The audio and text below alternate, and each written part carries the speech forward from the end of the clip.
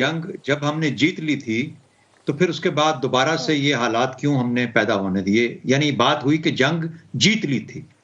मैं ये कहना चाहता हूँ एक स्टूडेंट के तौर पे मिलिट्री हिस्ट्री और वॉरफेयर के, कि जंग कभी मुकम्मल तौर पर जीती जाती नहीं है और ना ही मुकम्मल तौर पर हारी जाती है। ये सिर्फ वो एक एनवायरनमेंट पैदा करती है जिसमें कि पॉलिसी की तब्दीली अमल में लाई जा सकती है।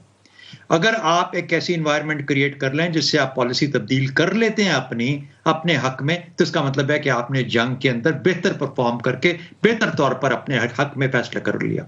और अगर नहीं, यानी आपने जंग तो अच्छी की लेकिन आपने पॉलिसी तब्दीली कोई नहीं की या सीखा पॉलिसी में कोई मॉडिफिकेशन नहीं की, तो जो वो जीती हुई जंग भी ऐसे ही है जैसे कि कोई हारी हुई जंग होती है। तो एक सबक हमें उससे ये लेना पड़ेगा कि वो जीती हुई जंग, जिसको हम जीती हुई जंग कहते हैं, पॉलिसी तब्दीली कहां पे आई हमारे अंदर, अगर आई, और अगर नहीं आई तो फिर वो जीती जंग नहीं थी, वो हारी हुई जंग थी।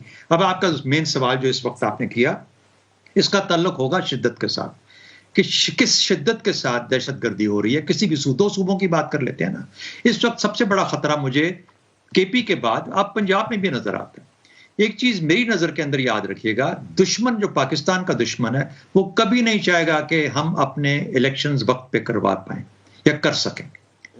और उसकी वजह यह है कि अगर इलेक्शन हो जाएंगे तो एक पॉलिटिकल स्टेबिलिटी की शक्ल निकल आएगी, सिंपलनेस निकल आएगी, एक ऐसा कोई शक सा पड़ जाएगा कि शायद हम स्टेबल हो गए।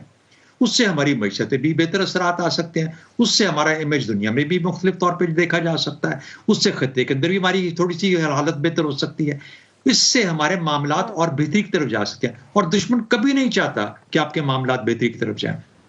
अगर बहुत ज्यादा है और लोगों का बाहर निकलना, उस एक्टिविटी में हिस्सा लेना मुश्किल है, तो फिर तो समझ आती है आप 15 दिन, महीना, 2 महीने डिले कर सकते हैं। तो मुझे यूं लगता है कि जैसे पंजाब में अगर हम थोड़े से होश के साथ अपने जिम्मेदारियों को पूरा करें, तो फिर हम पंजाब में पहले इलेक्शन करवा लेंगे और उसके बाद केपी में जब भी मुनासिब वक्त आएगा, और उम्मीद है कि अल्लाह करे कि बहुत जल्द हो और सही वक्त पे हो, तो कर सकें। तीसरा फाइनल पॉइंट, मुझे ये बताइए कि इंटरिम सेटअप्स जो भी हमारे बड़े काबिल लोग हैं इस वक्त दोनों पंजाब में और केपी में, मुझे बताइए कि आपका कॉन्फिडेंस क्या है इस इंटरिम सेटअप के साथ कि वो दहशतगर्दी के खिलाफ जंग को लीड कर सकता है? और अगर नहीं है तो फिर आपको ऐसा सेटअप चाहिए जो लीड कर सकता हो, उसके लिए इलेक्शन जरूरी है।